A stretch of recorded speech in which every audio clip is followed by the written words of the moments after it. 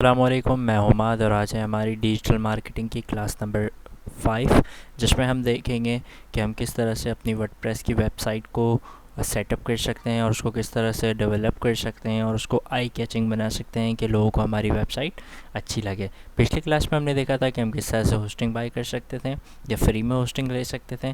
तो आज की क्लास में हम देखेंगे कि हम किस तरह से अपनी वेबसाइट को सेटअप कर सकते हैं और उसको अच्छी तरह से उसके मेन्यू बार और उसकी एक अच्छी सी थीम और उसको अपनी हिसाब से कस्टमाइज़ कर सकते हैं। तो चलिए आज की वीडियो को शुरू करते हैं।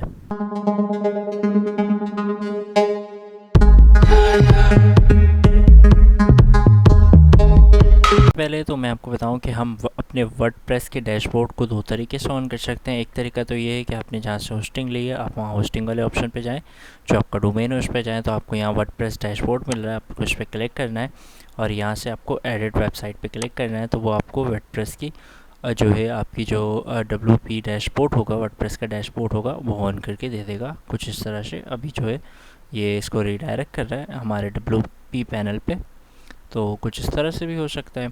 उसके अलावा एक दूसरा तरीका ये है कि आपने जो भी डोमेन लिया है आप वो लिखें, जैसे कि हमने लिया था टेक्नोफाइल डायरी और आप उसके बाद स्लैश लगाएं, सॉरी technophileDiary.com, उसके बाद स्लैश लगाकर WP-admin अगर आप करके भी विज़िट करते हैं तो वो तब भी आपको ये ऑन करके दे देगा। अच्छा, अगर आप लॉगिन नहीं होंगे तो हो सकता है ये आपसे पूछ रहा हो, आपसे एडमिन और पासवर्ड यानी यूज़र नेम और पासवर्ड पूछेगा। तो जब हमने वेबसाइट ली थी तो हमने इसका यूज़र नेम और पासवर्ड सेट किया था। अगर आपने पिछली क्लास देखी होगी तो आपको पता है, तो आप वो यूज़र नेम और पासवर्ड देकर भी इसको कुछ तो इस तरह से ऑन कर सकते हैं। अच्छा, अभी हमारी वेबसाइट कुछ इस तरह से दिख रही है। कौन सा थीम सेलेक्ट है, ये सारी चीज़ें हम देख लेते हैं कि अभी हमारे पास कुछ इस तरह से ये थीम सेलेक्ट है और हमारी वेबसाइट कुछ इस तरह से दिख रही है। ठीक है। अच्छा, डैशबोर्ड, ये वर्डप्रेस का डैशबोर्ड है, ये हमारा एडमिन पैनल है। हमें इसके अंदर कोई भी एडिटिंग करनी है, कोई भी चेंजिंग करनी है, वो हम सब यहीं से करेंगे। ठीक है। ये यार आपका वर्डप्रेस डैशबोर्ड, यहाँ पर कुछ एलिमेंटर वगैरह ऑटोमेटिकली इंस्टॉल हुए हुए हैं। यहाँ पर हमारे पास बहुत सारे प्लगइन्स इंस्टॉल हुए हुए हैं, बहुत सारे, जिनको हम आहिस्ता आहिस्ता करके देखते जाएंगे। लेकिन अभी फ़िलहाल के लिए इसको अगर मैं समझाना चाहूँ तो यहाँ आपको राइट हैंड साइड पे जो दिख रहा है वो हमारा डैशबोर्ड आ रहा है।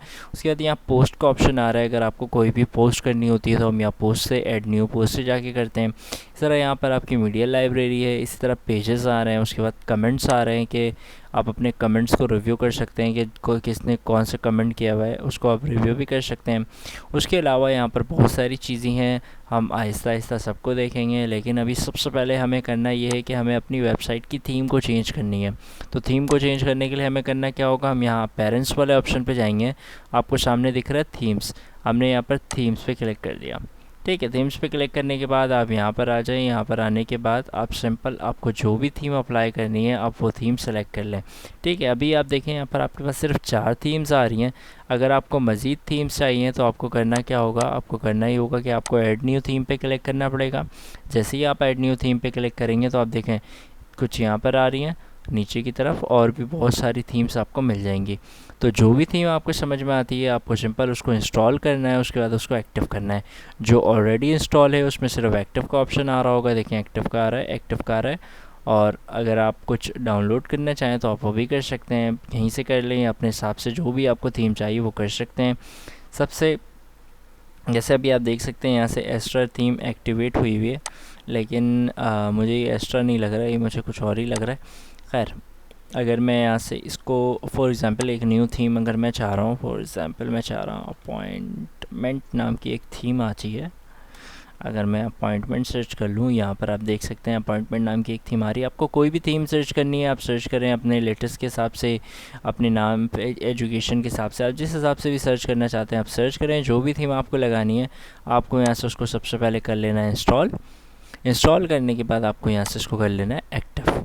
तो फिर वो थीम जो है वो आपकी जो है सिंपल अप्लाई हो जाएगी। ठीक है। अब अगर मैं अपनी वेबसाइट पे आऊँ और इसको रिफ़्रेश करके देखूँ तो यहाँ पर मेरी इस वेबसाइट पे अब वो वाली थीम लग चुकी है। ठीक है। टेक्नोफाइल डायरी, यहाँ पर जस्ट अनदर वर्डप्रेस साइट, और कुछ ऊपर की तरफ ये हमारे मेन्यू बार्स आ रहे हैं, ये हमारा होम का एक डब्बा टाइप का आ रहा है और कुछ इस तरह से वेबसाइट आ रही है।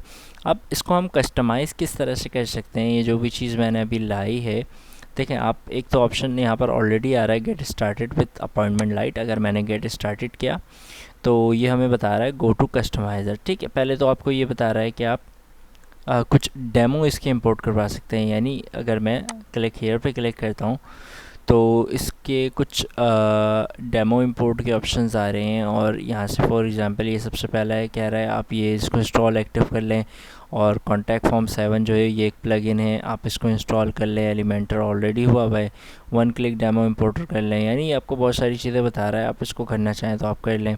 फ्री वर्सेस प्रो, आप इसके प्रो वर्जन भी ख़रीद सकते हैं। ठीक है, लेकिन हमें प्रो वर्जन नहीं ख़रीदना, हम डायरेक्ट जा रहे हैं इसको कस्टमाइज़ करने। ठीक है, मैंने ऐसे गो टू कस्टमाइज़र पे क्लिक किया। जैसे ही मैं इस गो टू कस्टमाइज़र पे क्लिक करूँगा हमारे पास लाइव प्रीव्यू आ जाएगा। देखें कुछ इस तरह से। अच्छा, ये मुझे करना पड़ेगा तो मैं इसको कर लेता हूँ इंस्टॉल एंड एक्टिव। क्लिक किया, इंस्टॉल एंड एक्टिव जब तक ही हो रहा है आप यहाँ पर समझे कि ये आपके पास आ रहा है कस्टमाइज पैनल, और यहाँ पर आपकी वेबसाइट का लाइव प्रीव्यू आ रहा है। ठीक है, तो अगर आप कोई भी चेंजिंग करते हैं, कस्टमाइज़ करते हैं, वो आपके लाइव प्रीव्यू में लाइव आपको फ़ौरन दिख रही होगी। फिर अगर आपको वो समझ में आती है तो आप उसको पब्लिश कर सकते हैं, और अगर आपको नहीं समझ में आती तो आप उसको पब्लिश नहीं करना चाहें तो आप पब्लिश ना करें, फिर चेंज कर लें। ठीक है, अब सबसे पहले अगर मैं नीचे थीम स्टाइल सेटिंग है, उसके नीचे एक ऑप्शन आ रहा है साइट आइडेंटिटी। अब साइट आइडेंटिटी क्या है? अगर मैं साइट आइडेंटिटी पे आ रहा हूँ डायरेक्ट, तो यहाँ आपको लोगो दिख रहा है, जो कि यहाँ लोगो लगा हुआ है एलेक्स जेम्स नाम का। ठीक है, मुझे ये लोगो नहीं चाहिए, मैंने ऐसे इसको रिमूव किया। अब मेरा जो अपना लोगो है जो मैं वेबसाइट पे लगाना चाहता हूँ, वो मैं सेलेक्ट लोगो पे करके मैं कोई भी अगर फ्री इमेज चाहूँ या मैंने अपना लोगो बनाया हुआ है तो मैं डायरेक्ट उस लोगो को इंपोर्ट करवा लेता हूँ। ठीक है, फॉर एग्ज़ाम्पल मेरा अपना लोगो है, फॉर एग्ज़ाम्पल मुझे टेक्नोफाइल का लोगो लगाना है, तो मैंने यहाँ से फ़ाइल खोली और लोगो कहाँ गायब हो गया हमारा, ये रहा। ठीक है, लोगो पे क्लिक किया और ये लोगो यहाँ से डाउनलोड हुई, और यहाँ से मैंने इसको सिलेक्ट कर लिया, और आपने इसको बता दिया कि भाई मेरा लोगो इतना बड़ा सा है। आपने इसको क्रॉप करवाया और यहाँ से आपका लोगो सिंपल इस तरह से आ जाएगा। ठीक है, तो साइट आइडेंटिटी में सबसे पहले आपके लोगो का ऑप्शन है, तो आपने सबसे पहले अपने लोगो को सेट कर लिया। लोगो को सेट करने के बाद आपको यहाँ साइट टाइटल, अगर ये जो यहाँ पर लिखा हुआ आ रहा है, अगर आपको ये लिखना है आप यहाँ पर साइट टाइटल पे क्लिक करें। इसको जो भी आप रखना चाहें नाम आप वो रख लें। फॉर एग्ज़ाम्पल मैं रख लेता हूँ टेक्नोफाइल इंस्टीट्यूट। ठीक है, इस तरह टैगलाइन ये जो नीचे आ रही है जस्ट अनदर वर्डप्रेस साइट, अगर आप कुछ और लिखना चाहें तो आप यहाँ पर लिख लें। फॉर एग्जांपल मैं लिख देता हूँ लर्न टुडे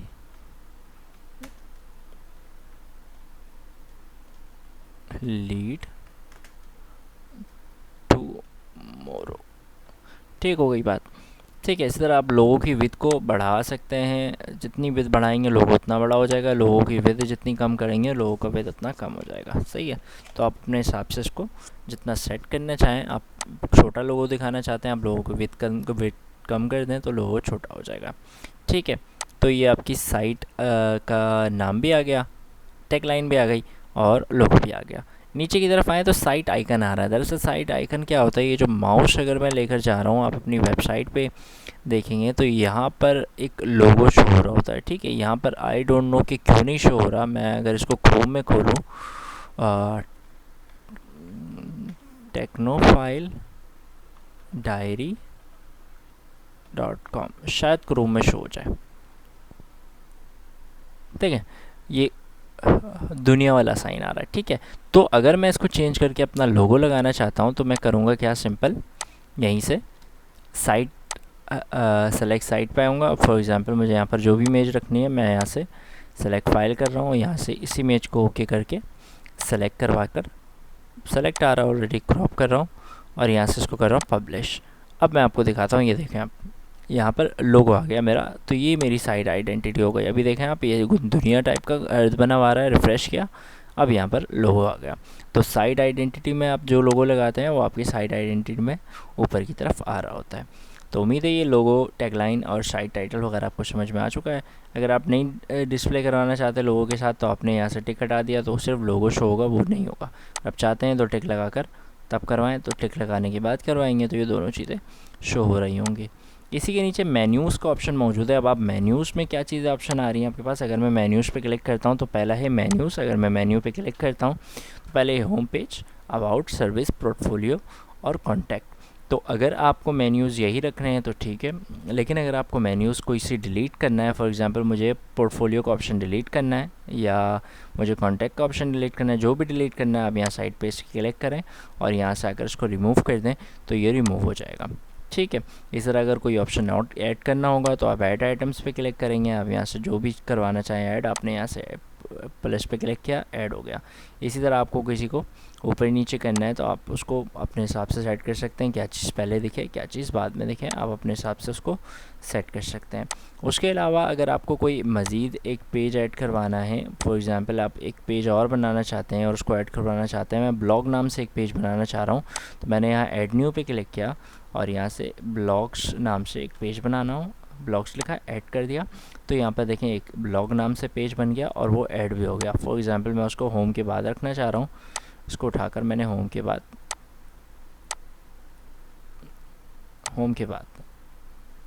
ये बड़ा मुश्किल काम लगता है मुझे, इसको उठा कर पीछे आगे पीछे करना, ऊपर ऊपर ऊपर, कहाँ चले गया, फिर नीचे चले गया, फिर नीचे आ गया।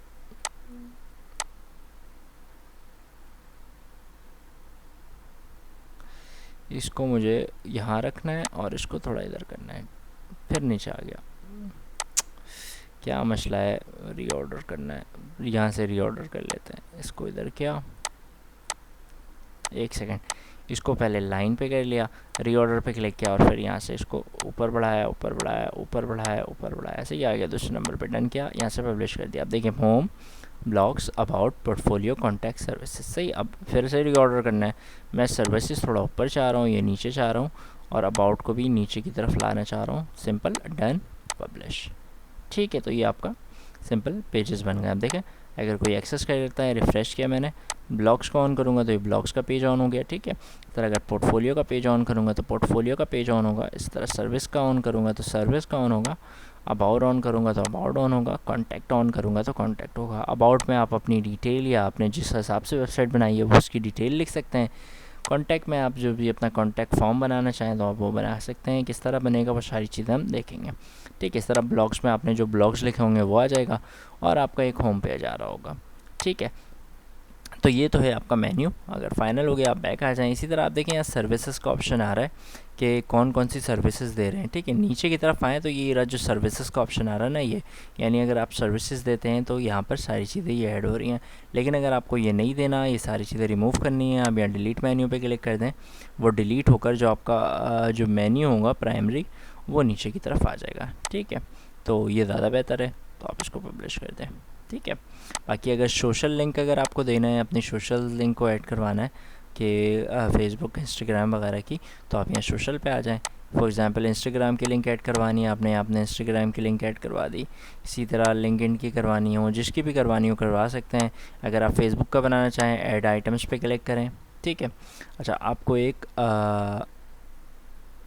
मेन्यू नेम बनाना है ना। ठीक है, तो आपको करना ये है कि आपको जाना है सिंपल, एक मेन्यू आपको बनाना है, तो आप सिंपल आप इसको एडिट कर लें, ड्रिबल पे आएँ, आप इसको फेसबुक का नाम दे दें। फॉर एग्जांपल अब ड्रिबल तो आप लोगों ने तकरीबन, आप लोगों में से जो ग्राफिक डिज़ाइनर होंगे उनको पता होगा ड्रिबल क्या होता है। ठीक है, इस तरह वेंस क्या है, तो आप यहाँ पर इसको जो है वो इंस्टाग्राम, फेसबुक और ट्विटर वगैरह जो भी देना चाहें और जो भी यूआरएल देना चाहें, फॉर एग्ज़ाम्पल मैंने यहाँ पर दे दिया कि https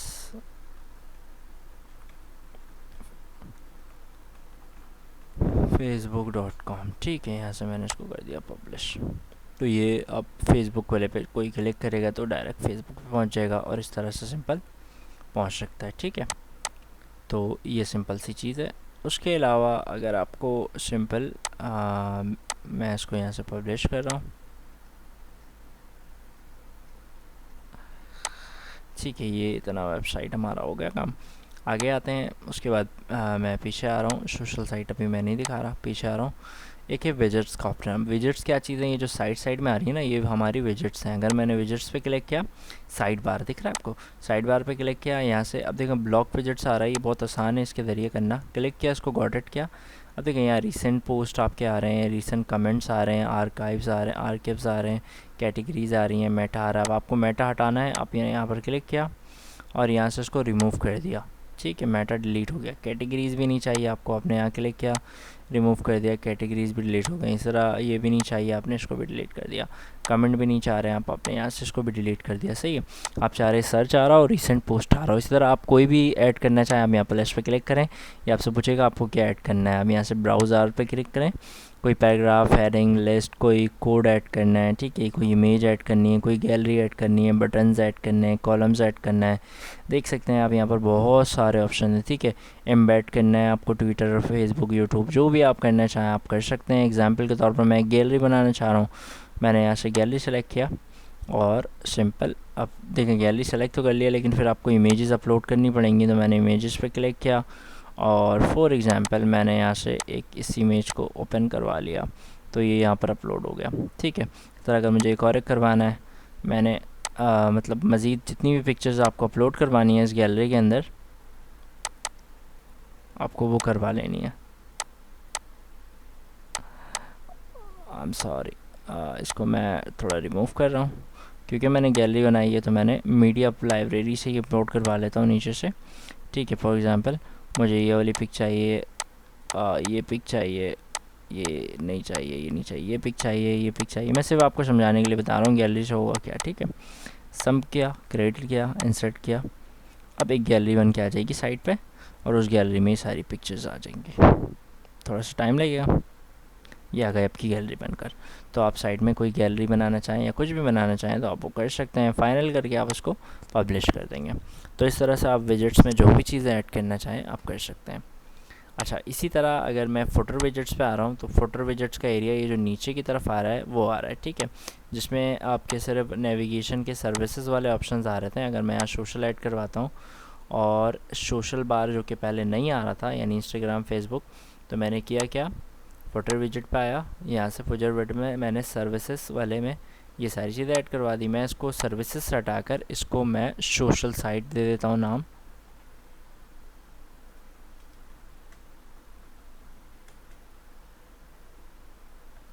तो आपके यहाँ पर नीचे सारे सोशल साइट्स आ गए। ठीक है, अब आपको ये एडिट करना था, ये एडिट करना मैंने आपको बताया है। हम क्या करते हैं, एडिट कहाँ से करते हैं, हम मेन्यूज़ में जाते हैं, मेन्यूज़ में सोशल में जाएंगे, जिसके आगे जिसकी लिंक डालनी है, या यूआरएल में इंस्टाग्राम की अपनी लिंक, फेसबुक में फेसबुक की, और इसी तरह सो ऑन। तो उम्मीद है यहाँ तक तो आपको समझ में आ रहा है। उसके बाद है आपके पास होम पेज की सेटिंग। अगर आप अपने होम पेज की पे जाते हैं तो ये आपसे पूछेगा कि आपका जो होम पेज है वो क्या है। आप कोई भी नया पोस्ट अगर करेंगे तो वो आपके होम पेज में ऐड हो, या आपका जो होम पेज है वो एक स्टैटिक पेज है, उसमें कोई नई चीज़ ऐड नहीं होगी, जो पहले से मौजूद है सिर्फ वही रहेगी। तो आप यहाँ से करवा सकते हैं। अगर आपने होम को ही ब्लॉग पेज रखा है और ब्लॉग्स का नहीं बनाया तो आप उसको योर लेटेस्ट पोस्ट कर दें। लेकिन अगर आप अपने होम को डिज़ाइन कर रहे हैं या कोई पिक्चर लगा रहे हैं या कोई भी डिज़ाइन कर रहे हैं तो आप उसको वैसे ही रहने दें। ठीक है, क्योंकि हमारा पोस्ट पेज क्या है, ब्लॉग्स है, तो मैंने यहाँ से होम पेज होम रहने दिया, पोस्ट पेज में ब्लॉग सेलेक्ट कर लिया। तो कोई भी पोस्ट अगर होगी तो वो ब्लॉग्स वाले सेक्शन में जारी होगी। अगर आप होम को ही ब्लॉग बनाना चाहते हैं तो आप होम को ही बना लें, फिर यहाँ से आप जो लेटेस्ट पोस्ट को होम पेज पे रख लें। सही है, तो जो भी पोस्ट करेंगे आपके होम पेज पे आ रही होगी। ठीक है, एडिशनल CSS को स्किप करते हैं। इसी तरह हेडर की सेटिंग है, हेडर में भी सोशल लिंक अगर आप ऐड करवाना चाहें तो आप हेडर में भी ऐड करवा सकते हैं। ठीक है, इसी तरह स्लाइडर की सेटिंग, स्लाइडर अभी हमने लगाया नहीं है। ठीक है, इसी तरह टाइपोग्राफी की सेटिंग आ रही है। अगर आप टाइपोग्राफी चेंज करना चाहें कि हेडर में जो भाई ये जो फॉन्ट्स आ रहे हैं अगर आप उसको चेंज करना चाहें, फॉर एग्ज़ाम्पल मैं चाह रहा हूँ ये इसका फॉन्ट ये बैड स्क्रिप्ट हो जाए, या सॉरी इनेबल कर लें पहले फिर होगा। सही, इनेबल क्या, यहाँ से देखें आप ये वाला आ गया। इसी तरह आप जो भी चेंज करना चाहें अपने हिसाब से वो सेलेक्ट करें, वो उस हिसाब से फ़ॉन्ट आ जाएगा। इसी तरह अगर आप यहाँ पर फॉर एग्ज़ाम्पल इसको मैंने बैड स्क्रिप्ट रखा तो आप देखें इसका फ़ॉन्ट चेंज हो गया। इसी तरह आप मुख्तलिफ़ टाइपोग्राफी वाले ऑप्शन से किसी भी जगह का फ़ॉन्ट जो है वो चेंज कर सकते हैं, फ़ॉन्ट साइज़ वगैरह चेंज कर सकते हैं। इस तरह फुटर कॉपीराइट सेटिंग है। कॉपीराइट की सेटिंग, जो कॉपीराइट नीचे लिखा हुआ आ रहा है प्राउडली पावर्ड बाय, अगर आप इसको रिमूव करना चाहें इसको हाइड कर दें और यहाँ से इसको पब्लिश कर दें तो ये भी हाइड हो गया। ठीक है, तो अगर आपका काम यहाँ आपको लगता है कि हाँ भाई ये वेबसाइट मेरी सही है, हो गई तैयार, अब आप अपने हिसाब से डिज़ाइन करें, जो पिक्चर लगाना चाहें आप लगा सकते हैं, वो आपकी सारी अपनी मर्ज़ी पे है। ठीक है, आपको जो ऐड करना है वो आप ऐड कर सकते हैं, आपको जिस हिसाब से कस्टमाइज़ करना है। आपको कोई दूसरी थीम लेनी है आप कोई दूसरी थीम ले लें। फॉर एग्ज़ाम्पल मुझे थीम चेंज करना है, मैंने यहाँ चेंज पे क्लिक किया, कुछ जो भी थीम समझ में आती है आप वो कर लें। अगर आपके पास इंस्टॉल नहीं है, आप wordpress.org पे चले जाएँ। आपको जिस हिसाब से जो थीम समझ में आती है आप उसको इंस्टॉल एंड प्रीव्यू कर लें और फिर अपने हिसाब से पोस्ट करवा लें, ठीक है। आपको जो फॉर एग्ज़ाम्पल अगर आपको ये समझ में आ रहा है, आपने यहाँ से इंस्टॉल एंड प्रीव्यू किया, आपकी थीम डाउनलोड होगी और फिर उसका प्रीव्यू आपके पास डायरेक्ट फ़ौरन आ जाएगा। आप उसको कस्टमाइज़ करना चाहें तो आप उसको कस्टमाइज़ कर सकते हैं, ठीक है।